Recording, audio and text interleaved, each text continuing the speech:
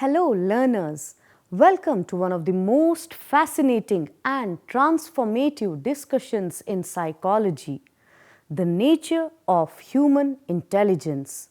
Dear students, today we will delve in the J.P. Guilford structure of intellect, redefining human intelligence. For over a century, brilliant minds have grappled with fundamental questions that continue to shape how we understand human potential. What exactly constitutes intelligence?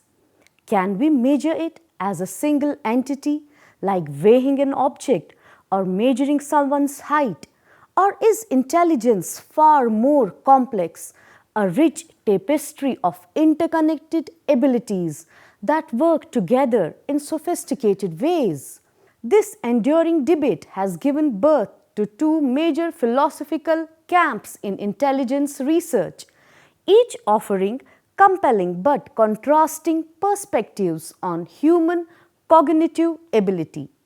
The first camp champions what we call the general intelligence or G factor theory. Proponents of this view argue that intelligence represents a unified, measurable capacity that underlies all cognitive performance. They emphasize the biological foundations of intelligence, particularly brain processing speed. Essentially, how rapidly our neural networks can receive, analyze, and respond to information. In their framework, intelligence functions much like a computer's processing power. The faster and more efficient the processor, the more capable the overall system becomes. This perspective suggests that a single intelligence quotient can meaningfully capture an individual's cognitive potential. However, the second camp presents a radically different vision. These researchers reject the notion that intelligence can be reduced to a single number or capacity. Instead, they propose that intelligence consists of multiple distinct abilities, each with its own characteristics, strengths, and developmental patterns. This multiple intelligences perspective suggests that someone might demonstrate exceptional ability in musical composition while showing average performance in mathematical reasoning, and this variation is not only normal but expected. According to this view, traditional intelligence tests capture only a narrow slice of human cognitive capability, missing vast territories of intellectual potential. While the multiple intelligences approach has faced criticism for sometimes becoming overly elaborate, creating so many categories that the framework loses practical clarity. One model stands out for its systematic rigor, comprehensive scope, and lasting influence. J.P. Guilford's structure of intellect model, commonly known as the SOI theory or model. Let's discuss the visionary behind the theory, J.P. Guilford. To understand the structure of intellect model, we must first understand its creator, Joy Paul Guilford. He was born on March 7, 1897 in the small rural community of Marquette, Nebraska, a setting that perhaps fostered his lifelong fascination with individual differences. Even as a young person, Guilford displayed an insatiable curiosity about why people differed so dramatically in their approaches to learning, problem solving, and creative expression. This early interest evolved into a professional passion for understanding individual differences in human psychology. By the time Guilford has established himself as a prominent researcher in the mid-20th century, he was already questioning the prevailing wisdom that intelligence could be adequately represented by a single score or measurement. Guilford's revolutionary movement came in 1956 when he introduced the first version of his structure of intellect model. This wasn't merely an academic exercise or theoretical speculation.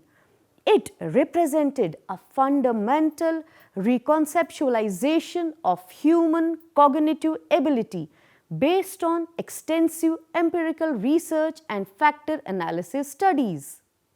Coming to the original SOI model, a three-dimensional revolution. In his groundbreaking 1956 model, Guilford proposed that intelligence could be understood as a systematic collection of distinct abilities, each characterized by three fundamental dimensions: how information is processed, what type of information is involved, and what form of mental output takes. The original model identified 120 distinct intellectual abilities calculated by multiplying 6 types of products such as units, classes, relations, systems, transformations and implications. Then we have 5 types of operations which include cognition, memory, evaluation, convergent production and divergent production. Then we have 4 types of content, that is figural, symbolic, semantic and behavioral. What made Guilford's approach truly revolutionary was not just the number of abilities he proposed, but how he visualized these relationships. He conceived intelligence as a three-dimensional cube, with each axis representing one of the 3 fundamental dimensions. Every point where these axes intersected represented a specific identifiable mental skill. This cubic visualization wasn't merely a pedagogical tool, it represented a fundamental shift from viewing intelligence as a flat, one-dimensional trait to understanding it as a multidimensional space of human capability. Guilford claimed that empirical research had already provided evidence for more than 100 of these proposed abilities, giving his theoretical framework substantial experimental support. Let's see its evolution and expansion. The growing model. Guilford's commitment to empirical rigor meant that his model continued evolving as new research emerged. In 1977, he made a significant revision by recognizing that the original figural content category was too broad. He split this category into 2 distinct types: visual figural content, where information is processed through sight, and auditory figural content, where information is processed through hearing. This seemingly simple change had profound implications for the model's scope.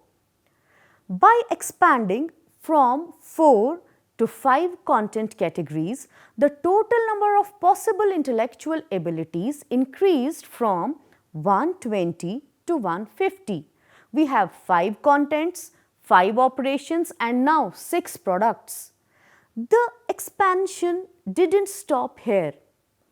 Guilford and his colleagues continued refining the model, eventually proposing 180 distinct intellectual abilities. This continuous growth reflected Guilford's fundamental belief in the flexibility and complexity of human cognition. The idea that our understanding of the mind deepened, we would discover new categories and distinctions that previous frameworks had missed. Coming to its real-world applications, which we can see in the Air Force success story. Guilford's work transcended academic psychology and found immediate practical application during his service as a psychologist for the United States Air Force. The military faced a serious problem. Despite using traditional IQ and aptitude tests for pilot selection, approximately 30% of accepted trainees were failing to complete their training programs. This represented not only a significant waste of resource but also a potential threat to national security during the Cold War era. Guilford applied his SOI-based assessment approach to pilot selection, focusing on identifying the specific cognitive abilities that predicted success in aviation training rather than relying solely on general intelligence measures. The results were dramatic. Dropout rates decreased substantially. When selection procedures targeted the particular combinations of operations, contents, and products most relevant to piloting skills. This success demonstrated that Guilford's model wasn't merely an abstract theoretical framework but a practical tool for understanding and predicting human performance in complex real-world situations. It showed that general intelligence, while important, often missed critical abilities and determined success in specific domains. Now let me explain the operations, contents, and products. First, we'll look into operations, which means the how of thinking. Operations represent the fundamental mental processes, the cognitive mechanisms through which we manipulate and work with information. Guilford's research identified 5 primary operational categories, later expanded to 6 when memory was subdivided. First, cognition, the foundational ability to perceive, understand, and identify information. This includes recognizing patterns, comprehending concepts, and becoming aware of problems. For example, cognition enables us to recognize a familiar melody, understand the meaning of a metaphor, or identify the key issue in a complex situation. Now let's have memory, recording. It is the capacity to encode and store information in various forms. This involves not just rote memorization, but the sophisticated process of converting experiences into retrievable mental representations. Next, we have memory retention, the complementary ability to access and retrieve previously stored information when needed. This includes both immediate recall and the complex process of reconstructing past experiences or learned knowledge. Then we have divergent thinking, perhaps one of the Guilford's most celebrated contributions to psychology. This represents the ability to generate multiple, varied, and original solutions to open-ended problems.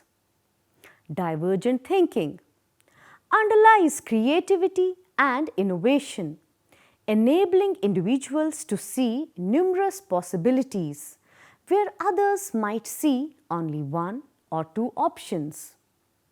Convergent thinking, the capacity to synthesize information and arrive at single correct solutions to problems. This is the type of thinking most commonly measured by traditional intelligence tests and academic assessments. Next, we have evaluation. The sophisticated ability to judge the accuracy, appropriateness, validity, or value of information, ideas, or solutions. This critical thinking skill enables us to assess the quality of our own and others' mental products. Then we have contents, the what of thinking. Contents refer to the fundamental types of information that our cognitive processes work with. Guilford's expanded model included 5 distinct categories: visual, figural, content, auditory figural, content, semantic content, symbolic content, and behavioral content. Now let's first see visual figural content. Information that comes to us through our senses of sight, shapes, colors, and spatial relationships, visual patterns, and imagery. This includes everything from recognizing faces to understanding architectural blueprints. Coming to auditory figural content. Information processed through hearing sounds, rhythms, musical patterns, and auditory sequences. This encompasses musical ability, sound discrimination, and auditory pattern recognition. Now coming to symbolic content. Abstract symbols and signs that represent concepts, letters, numbers, mathematical notations, and other formal symbol systems. This is the content type most emphasized in traditional academic settings. Coming to semantic content. This means meaningful language and conceptual information, words, sentences, ideas, and verbal concepts. This involves the rich world of meaning and linguistic expression that characterizes much of human communication. Lastly, behavioral content. This includes the information derived from observing and interpreting human actions, emotions, social interactions, and nonverbal communication. This includes understanding facial expressions, social dynamics, and interpersonal relationships. Now coming to products, the results of thinking products describe the forms that processed information can take, the organizational structures and outputs of our thinking processes, such as units, which include individual discrete items of information, single concepts, isolated facts, or individual elements that can be considered separately. Then we have classes, categories or groups of similar items, the ability to organize units into meaningful classifications based on shared characteristics. Next we have relations, connections, associations, and relationships between different pieces of information, understanding how different elements connect to and influence each other. Then we have systems, means complex, organized structures of interrelated parts, comprehensive framework that integrate multiple relations into coherent wholes. Now we have transformations. It describes changes, modifications, and reinterpretations of existing information. The ability to see things from new perspectives or modify existing concepts. Implications. It means predictions, consequences, and inferences that can be drawn from available information. The ability to see what follows from given facts or situations. When we multiply these dimensions, 5 operations, 5 contents, 6 products, we arrive at 150 distinct intellectual abilities in Guilford's mature model.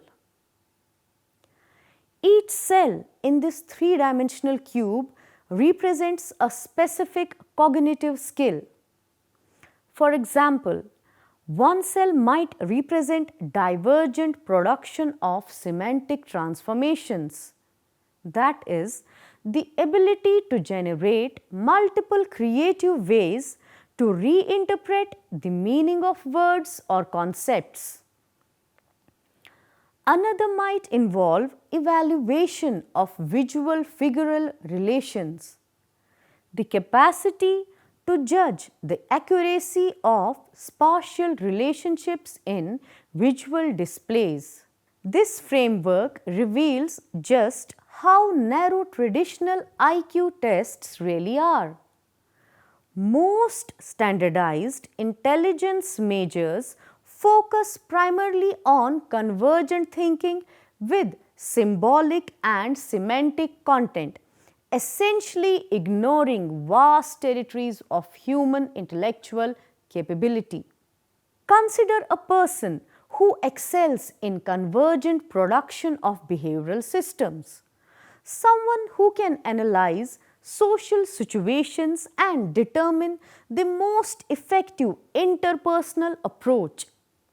This individual might demonstrate exceptional leadership, counseling, or diplomatic abilities, yet score only moderately on conventional intelligence tests that emphasize abstract reasoning with symbols and words.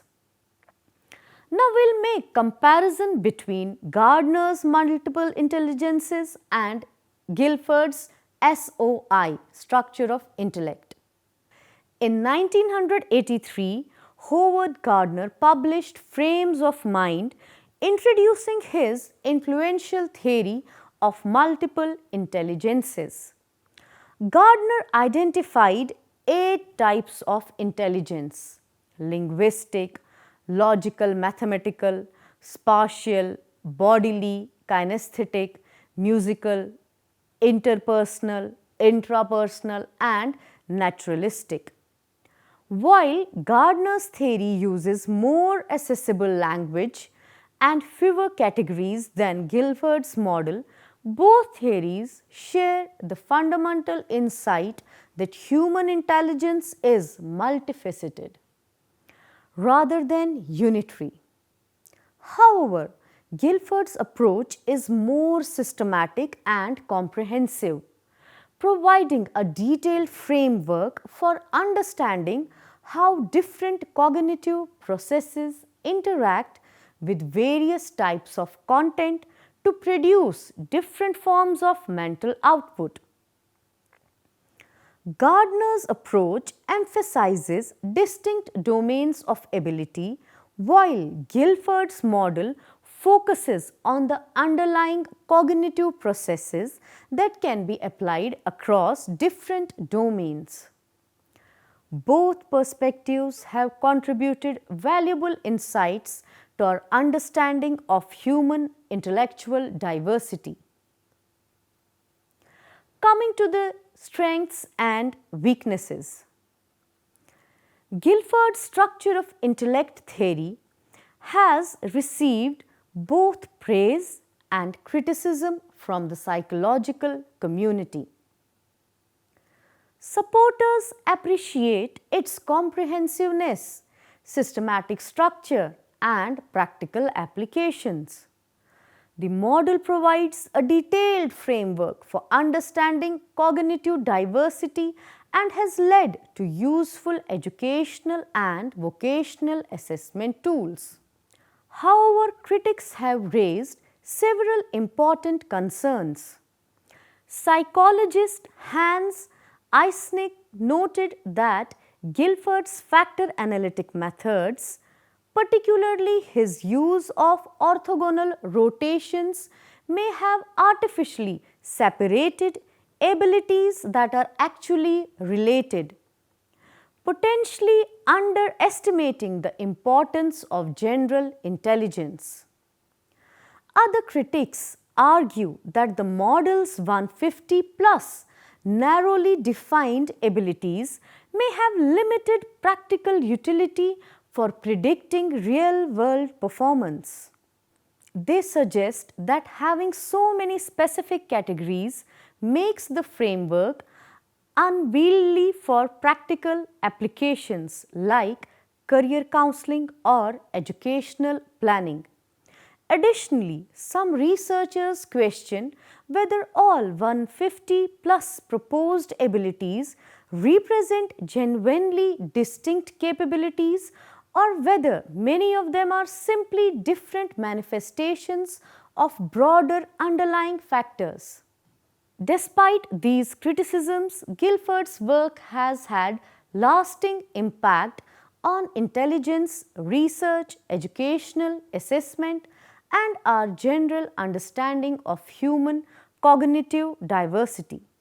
Now let's see its educational implications and applications. The structure of intellect model has profound implications for educational practice. It suggests that effective education should assess a broader range of intellectual abilities than traditional tests allow, recognizing students' diverse cognitive strengths rather than focusing primarily on linguistic or logical mathematical abilities. Design learning activities that target specific combinations of operations, contents, and products, ensuring that educational experiences develop the full spectrum of student capabilities. Recognize that students may excel in some intellectual areas while showing average performance in others, and adjust instruction accordingly rather than labeling students as generally bright or struggling. For example, a traditional classroom lesson might involve cognition of semantic units like understanding vocabulary, memory of semantic relations like remembering how concepts connect, and convergent production of semantic systems like writing a well-organized essay with a single main argument. However, SOI inspired instruction might also include activities that emphasize divergent production of visual transformations, creating multiple innovative designs for a product. Evaluation of behavioral implications, that means analyzing the potential social consequences of different policy decisions, or cognition of auditory figural systems, understanding complex musical structures. By mapping learning activities to the SOI cube, educators can ensure they are developing a comprehensive range of student abilities rather than repeatedly exercising the same narrow set of cognitive skills. Now let's see the modern relevance and future directions. In our contemporary world, where artificial intelligence handles many routine cognitive tasks, the aspects of human intelligence emphasized by Guilford's model become increasingly valuable. The ability to think divergently, transform existing concepts, evaluate complex behavioral information, and integrate multiple types of content represents uniquely human capabilities that remain difficult for machines to replicate. Furthermore, research in neuroscience continues to support Guilford's insight that the brain consists of specialized but interconnected systems that can be developed through appropriate training and experience. Modern understanding of neuroplasticity aligns well with the SOI model's implicit message that intellectual abilities can be enhanced through targeted practice and education. As we conclude our exploration of Guilford's structure of intellect model, it becomes clear that human intelligence is not a single fixed trait but a rich and dynamic system of abilities. By breaking intelligence into operations, contents, and products, Guilford offered us a multidimensional perspective that celebrates the diversity of human potential. This model reminds us that every learner has unique strengths that can be nurtured, whether in education, research, or creative problem solving. As future educators and psychologists, our challenge is to recognize these varied abilities and create learning environments that help each individual shine. With this understanding, let us move forward with a broader, more inclusive view of intelligence, one that values the full spectrum of human capabilities. Thank you for joining this session on Guilford's structure of intellect model. I hope it has broadened your understanding of how intelligence can be viewed from multiple dimensions. In our upcoming sessions, we'll continue to explore more theories and perspectives that shape educational psychology. Until then, keep reflecting, keep questioning, and keep learning.